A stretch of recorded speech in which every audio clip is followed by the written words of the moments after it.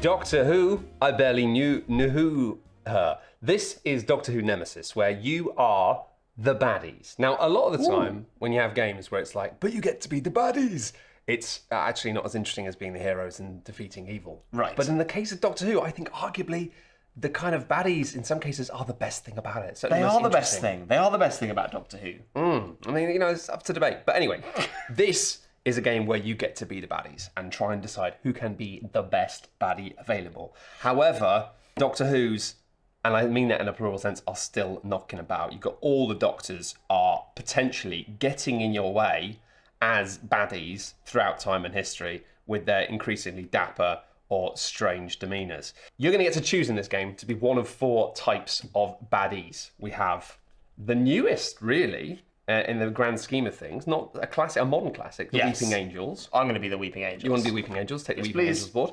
We have the Cybermen. I'm a big fan of the Cybermen. They are quite frightening, I think, in a cold way. We have the Master. And the various iterations of the Master. Yep. And various iterations of the Master's power and control over people. Mainly just messing with the Doctor. And we have, of course, the Daleks pictured here. Some villains and the Daleks. It's the police. It's just yeah. It's just there's some modern issues. Oh, yeah. I mean, that's just my opinion, not the opinion of Doctor Who or the makers of this game. Or the BBC. So, I, in this, am going to play as the Cybermen, I think. So you've got your little Weeping Angel board. I have. I'm going to whack the Cybermen board here. Can I have some Weeping Angels cards? You can. You take that deck. Hell yes. And treat yourself. And I'm just going to show you one here. If we budge that down a little bit. On our silken tablecloth. Absolutely frighteningly sexy tablecloth.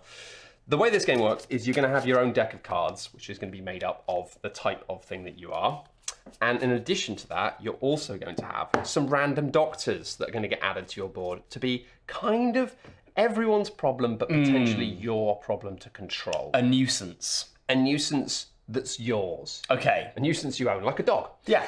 So we're each going to take 2 of these. You get to be, you've got Peter Capaldi. Woo!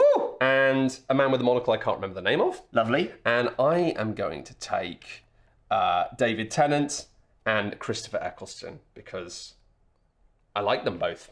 You're a modern man. I think they're good. What we then do is we go through this deck here and we would find the cards that have the matching faces on. These would then be added to our deck as well. And then throughout the game, we're going to have the chance to kind of play these hero cards to different locations. Now, why would we want to be playing hero cards? Well, the answer is we kind of do and kind of don't.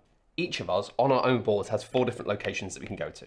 In my instance, I've got the Ruins of Gallifrey, I've got Earth, brackets the past, I've got the Cyber Ship, and then I've got the Cyber Tomb, which is what I'm going to call my nightclub. I've got the Maze of the Dead, the Hunting Grounds, the Byzantium Starliner, and the Crack. Crack. On your turn, you have to go to a different one, and there's 2 actions on each place. So it's kind of like an action circulation thing. You can't just stay and do the same actions over and over again. You have to plan ahead and think, where am I going to go next time to do what I need to do?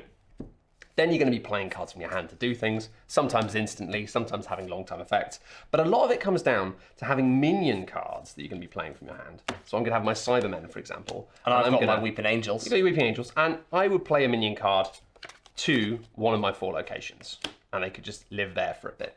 Instead of playing a minion card to my table, though, I could choose to send a minion from one of my locations to any location on the board. Oh my goodness. That includes your location. There's Cybermen in the Crack. Who could have foreseen this?